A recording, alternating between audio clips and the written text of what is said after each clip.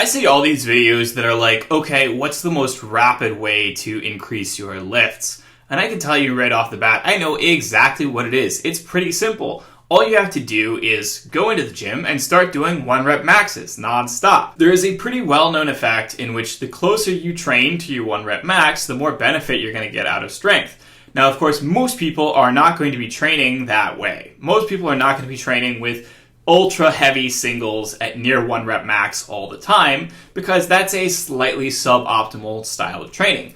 Most people decide, okay, I'm going to pull back a little bit on the weight. I'm going to pull back a little bit, do something like triples, do something like 4s or 5s, because that enables you to get basically a lot more volume in, a lot easier in terms of your overall training, while still getting roughly similar strength training benefits. If you really want to go, totally all out, if you really want to get the most possible strength pretty quickly, it's pretty simple. All you have to do is follow a Bulgarian style of training. So to give you a little bit of history, the Bulgarian style of training is based on the work of a particular Bulgarian weightlifting coach, Ivan Abachev, who is well known for having basically skyrocketed Bulgaria to prominence in weightlifting after previously having been, basically just like a nobody team, right? And essentially what he did was he decided to try something very unique and very different. All that his trainees would do was do single repetitions. That was it. So essentially they would build up to single repetition maxes on all of their lifts every day repeatedly, and that was it.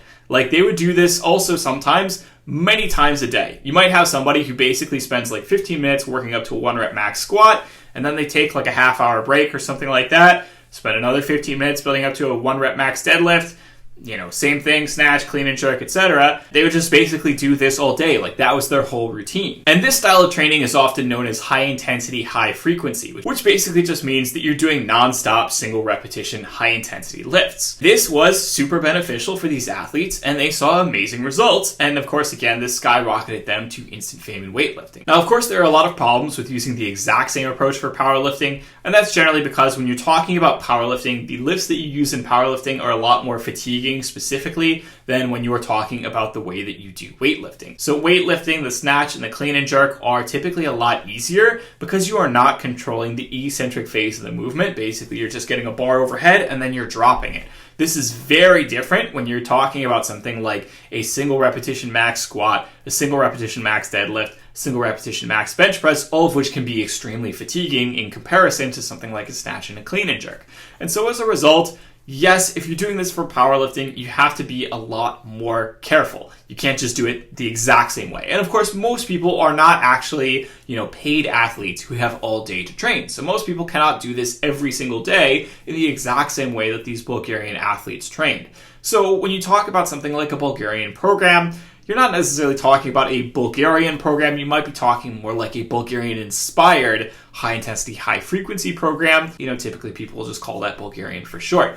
And I can promise you that if you follow a Bulgarian-style program for any lift for something like a month, you're going to see incredible results. You're going to see your 1 rep max skyrocket, especially if you've never done a lot of strength training before. However, there are some extremely important caveats to this. And the first is that, again, Bulgarian is not necessarily an optimal approach long-term. So when it comes to long-term, is that you see pretty significant benefits in the short term from doing this 1 rep max, style training. This style of training is optimal for getting the most out of basically neural adaptations. So what that means is, let's say that you're doing a squat, right? Like it's a new movement. Your brain has to coordinate a lot of muscle to work simultaneously in these, specific patterns of movement. And that's very difficult, right? And so when you start out as a new lifter, you're squatting for the first time, you're not necessarily building a lot of muscle yet, but you can see relatively rapid gains in strength in part because you are basically building up those neural patterning gains. You're sort of like getting better at coordinating the muscle that you already have.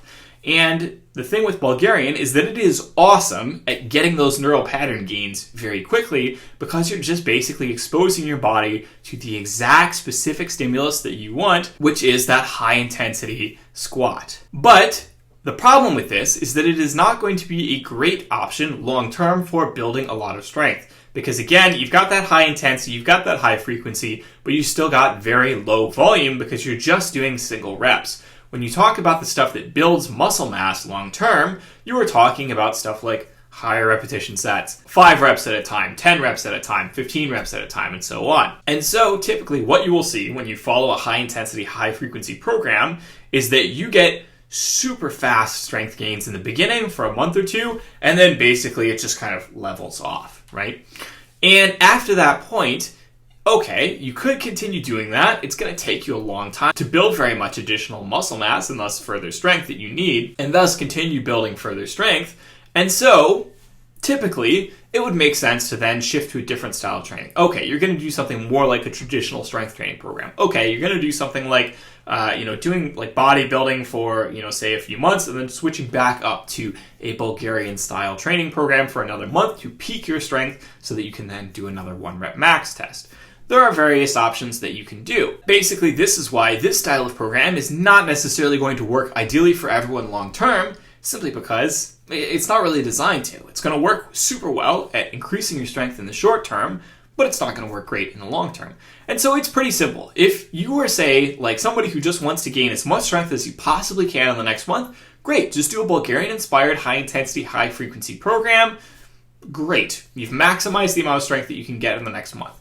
But if you're talking about, I'm going to continue building strength long term, then that's not going to be ideal. So instead, you're going to want to mix in some other kinds of training. You're going to want to do more hypertrophy-focused training. You're going to do something that's more like a traditional strength program, where you're working, slightly higher intensities than you would in a normal size-focused program, but not necessarily as high as you would get in a Bulgarian-inspired program. You can still use a Bulgarian-inspired program strategically, right?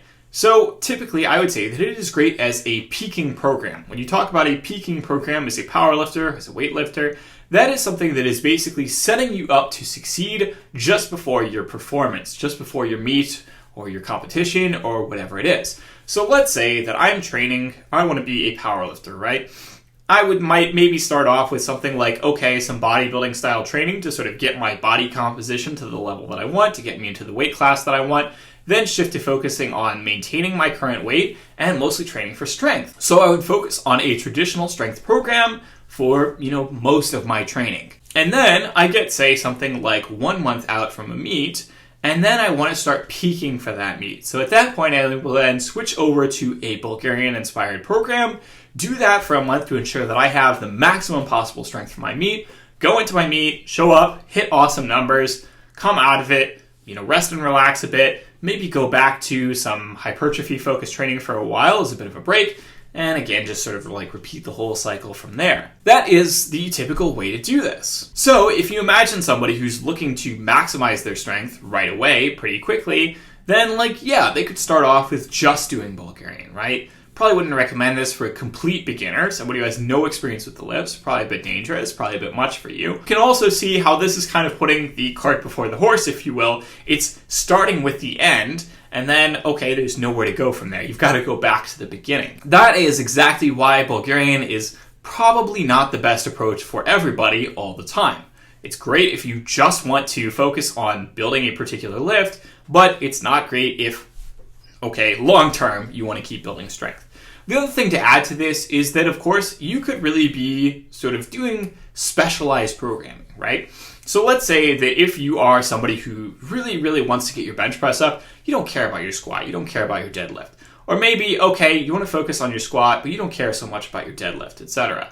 You can do stuff where you focus on just one lift, right? You can do stuff where you say, hey, you know what? I'm just going to hyper-focus on this one particular lift. I'm going to do as much possible training for this, right? I'm going to do constant, non-stop volume, etc. You're going to see better results from that, obviously, than from, just basically training it equally with a bunch of other major lifts. However, that also causes some problems on its own, because when you're doing something like, say, bench pressing 5 times a week, 6 times a week, something like that, then your recovery between workouts becomes more of a problem.